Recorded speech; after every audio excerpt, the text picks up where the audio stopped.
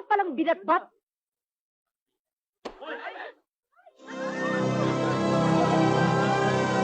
Kapitana, naligaw kayo. Hindi ako naligaw. Ikaw ang sinadya ko rito.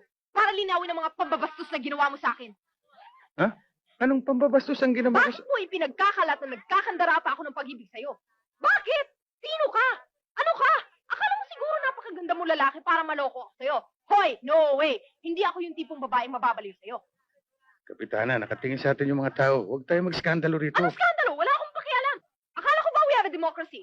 I can say whatever I want, wherever I please, kahit saan. May reklamo? Akala mo siguro hindi makakarating sa akin, ano? Ganyan kayong mga lalaki. Pag nako-corner, para kayong mga hamong tupa, bumabaligtad. At ito, tandaan mo, kahit ikaw pinakamayamang lalaki, pinakagwapong lalaki at saksakan ng romantikong tao, wala ka pa rin pag-asa sa akin dahil hindi kita type.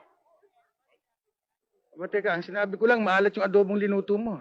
Eh di binastos mo rin ako. Ano? Ano? Wala ka palang binatbat.